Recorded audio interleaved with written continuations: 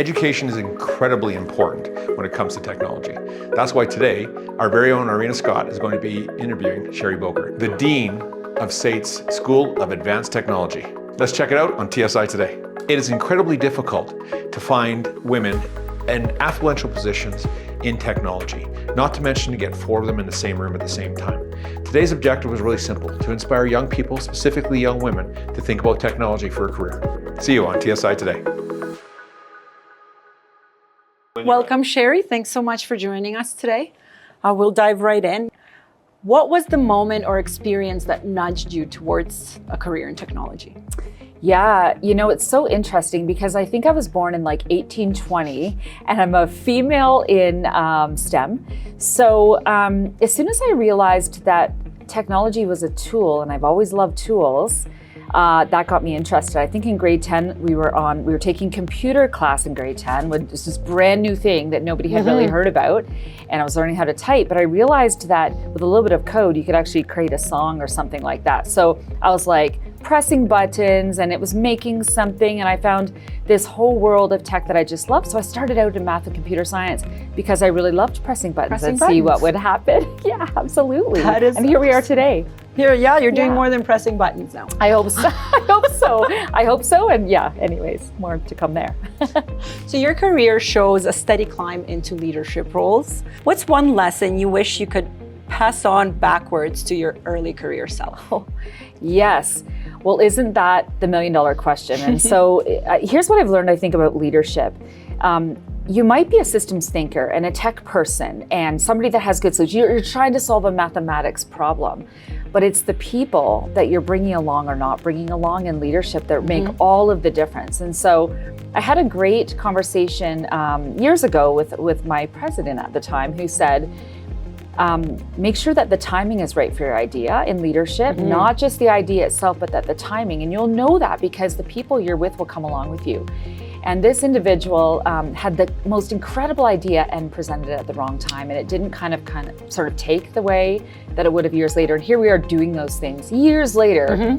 So I think that in leadership, it's collaborative, it stops and it takes a breath and it decides what will the impact to the entire team be, not just to maybe the physical result of the facts or data or whatever it is, but what will be the more strategic, sustainable impact. That I think comes from years of leading and just kind of where wisdom is gained over the years. That really, I would say that to my younger self, who just always tried to move very quickly. That's helped a lot. No, that is amazing. I know we all wish we could talk to our past self, but that, you know, the timing and taking it slowly step by step, I think we all should remember that.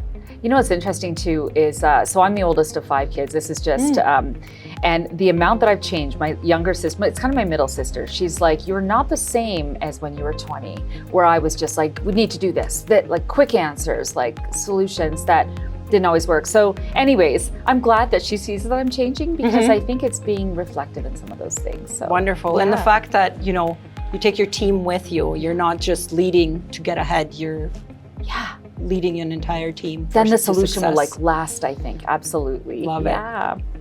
Well, technology changes every 5 minutes. Yes. Yes. What's one change you've lived through that completely shifted how you work? Yeah, well, okay, so several years ago, so my background is architectural design, and I taught that for many, many years and became the tech teacher for that.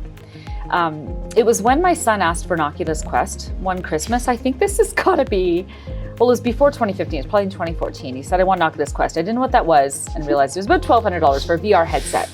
But as I started to look into it, I realized that games had the realism of what I wanted architecture to have. So I wanted to marry those ideas and use game engine technology in architecture and design and have people walk through it in that sort of way. And I had some mentors around me that were suggesting, go for it, do it, see what actually happens. Now, VR for me has been a bit of a gateway to embracing some of that tech. Like I'm super into AI right now and I'm like, what can I do? Can I build an agent and then build another agent and then have them talk to each other, which is hilarious. They can build their own agents. Yeah, it's for agents for everyone. You be sort of oppositional, you be really agreeable, those types of things, which is really fun. But I think what VR taught me in embracing that and it got recognition too, which was really cool, was to say like, what tool can we use? And this is just the word I'll use for tech as a tool. What tool can we use that completely thinks outside of the box to solve a problem we didn't even know we were going to solve with technology we didn't even know was going to be there in 10 years. So for me, that was a big lesson. I love seeing, the video games being used for good, because some of them are terrifying how real they are. Yes, exactly. Well, I got to tell the story. The first VR experience I built was for an event that we were having called Surrender in Lethbridge, and I didn't know how to take a first-person shooter game and remove the gun from my walkthrough. So honestly, I just couldn't. So that first time we ever did it was a first-person shooter walking through a house, which was just not what my bow on the gun, or I didn't start. So I learned how to then actually it was very motivating then figure out how to actually do the walkthrough without any of that. So anyways, so yeah, we'll see if we should show that. I'm enjoying these stories. Okay. So tell me something about your job that people outside of the industry would be surprised that you enjoy. Ooh, people outside of the industry about my job, they'd be surprised I enjoy. I love, I'm a tech dean, okay? I took this job because there's high-tech programs in my school and things like that. But here's what I love. I love people problems, I think. I realized that they stress me out. Nobody would be like, oh yeah, she's gonna love that. It's very challenging, but when you solve, it almost makes me cry, so it must really matter to me. When you solve people problems, oh, it's so meaningful. Then you exponentially solve the tech problems. You exponentially solve the program problems. If you get into the heart of each person and what they're passionate about, what their languages are, those are the problems I'm still working on solving, is at the people level, the heart, the values and the skills. And then I think we're gonna build something that will explode. That's touching me too, so I can see you getting teary-eyed. Yeah. That's how you don't often connect technology with the soul and the psychology of a person. So I love to hear that. And thank you very much.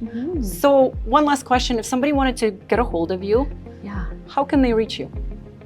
Yes, great.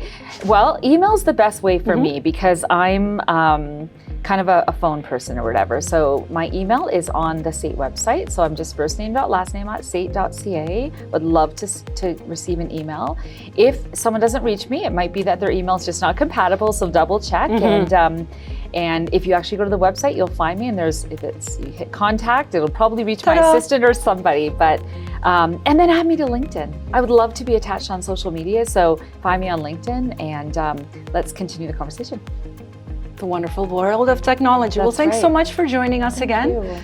More information on Cherie you can find in the description below. We have lots more content coming out soon. Thanks for joining us on TSI Today.